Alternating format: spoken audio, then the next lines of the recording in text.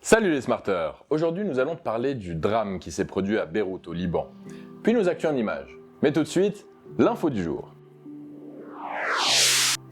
Une habitante de l'État de Virginie aux États-Unis a découvert le 19 juillet dernier un gros ours brun en train de se rafraîchir dans la piscine installée dehors pour ses petits-enfants. L'animal s'est promené dans le jardin, est allé jusqu'au bassin et il a trempé sa grosse patte dans l'eau. Ensuite il a grimpé dedans, il s'y est allongé. Il est reparti satisfait et rafraîchi. La capitale du Liban, Beyrouth, a vécu un drame mardi dernier. 2 énormes explosions ont détonné dans le port de la ville en fin de journée.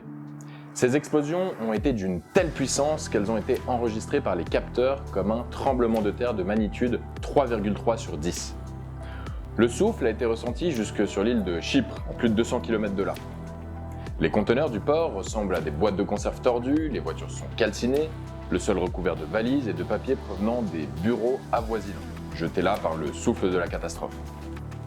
Des secouristes, aidés par des agents de sécurité, ont cherché toute la nuit des survivants coincés sous les décombres. Pour l'heure, le dernier bilan de la Croix-Rouge est d'au moins 100 décès et près de 4000 blessés. Mais il pourrait monter dans les jours à venir. Les hôpitaux de la capitale, déjà très occupés avec la pandémie de Covid-19, sont saturés. Le Premier ministre, Hassan Diab, a décrété mercredi jour de deuil national et a promis que les responsables devraient rendre des comptes. Le gouvernement suppose qu'une cargaison de 2750 tonnes de nitrate d'ammonium stocké sans mesure de précaution sur le port est à l'origine du drame.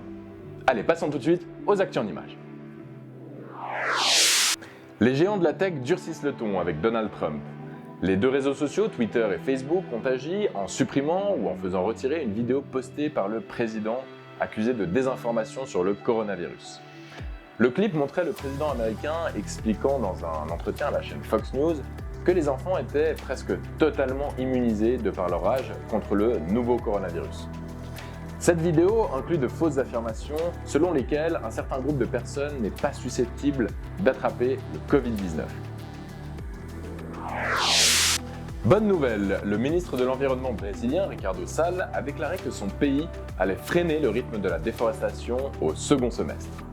La première étape, dès cette année, sera de mettre fin à l'augmentation de la déforestation et à partir de l'année prochaine, la réduire et faire baisser les chiffres.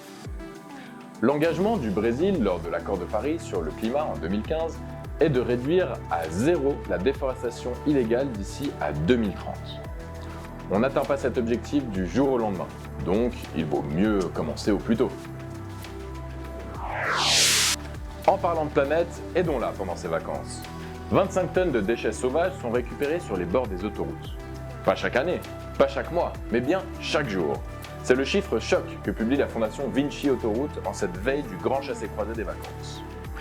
D'après un sondage réalisé par cette fondation, près d'un tiers des Français et des Françaises avouent jeter des déchets par la fenêtre de sa voiture. Explique bien à ta famille et à tes amis qu'il ne faut pas le faire et protégeons notre belle planète. Bonne soirée les smarteurs et à bientôt!